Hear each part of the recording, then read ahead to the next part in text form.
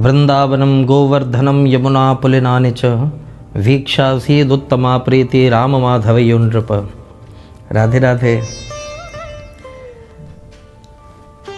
श्री गिरिराज जी में एक निम्बार्क संप्रदाय के एक श्रेष्ठ महात्मा रहते थे और अद्भुत अलौकिक जीवन, जितना साधारण उनकी रहनी थी उतना ही असाधारण व्यक्तित्व थे वो अपने आप में।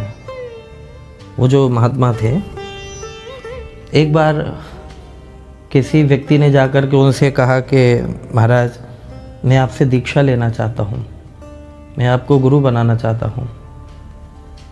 उन्होंने उसकी ओर देखा और देख करके कहा कि तुझे क्या दिख रहा है हम में जो तू दीक्षा लेना चाह रहा है? जा जा श्री गोवर्धननाथ की परिक्रमा लगा। वो सज्जनों लगातार 1 वर्ष तक गिरिराज जी की परिक्रमा लगाता रहा। वो जो दीक्षा लेने के लिए आया था, लगातार 1 वर्ष तक गिरिराज जी की परिक्रमा। 1 वर्ष बाद अचानक उसके संज्ञान में बात आई कि पूज्य गुरुदेव के यहाँ चलूँ, शायद वो अब दीक्षा दे दें हमें। आए 1 वर्ष के बाद और आकर के उन्होंने जब कहा कि गुरुदेव मैं 1 साल पहले आया था, अब मुझे दीक्षा दे दो, क्या मैं इस लायक हूँ? तो उन्होंने देख करके कहा कि क्या दिख रहा है तुझे हम में तो तू दीक्षा लेने के लिए आया है? जा गिरिराज जी परिक्रमा लगा।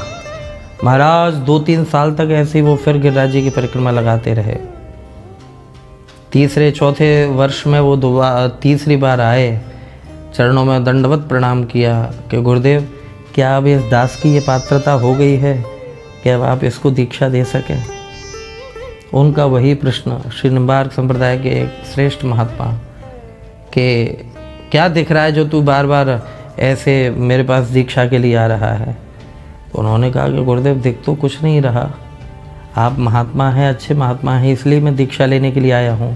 बोले जा, अभी गिरिराज जी की परिक्रमा और लगा, कमी है, और जब तक तेरा हृदय ना बोले तब तक मत लौटना।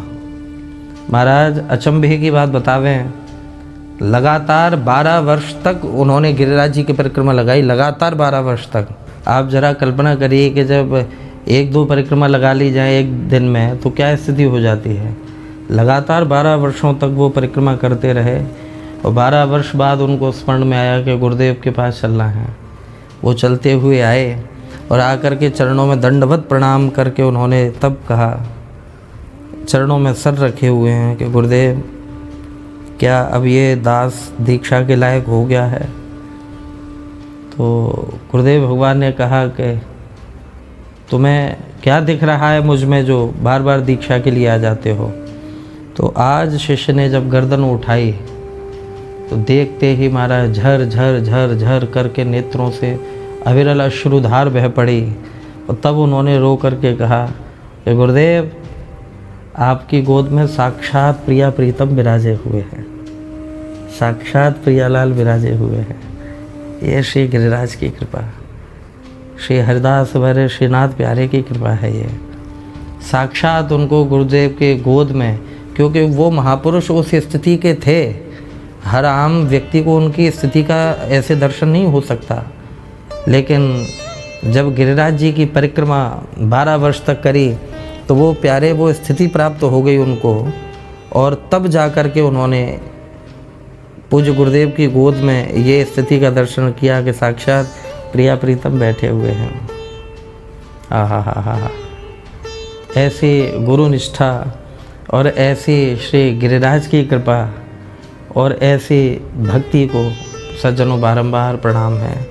तब उन्होंने गुरुदेव ने कहा कि बोले, पुत्र, दीक्षा तो तुम्हें उसी दिन दे दी थी जिस दिन तुमसे गिरिराज जी की परिक्रमा लगाने के लिए कहा, क्योंकि अगर दीक्षा नहीं दी होती तो हमारा आज्ञा देने का तुम्हें कोई फ़र्ज़ नहीं था, हमारा कोई स्तर नहीं था कि हम तुम्हें आज्ञा देते।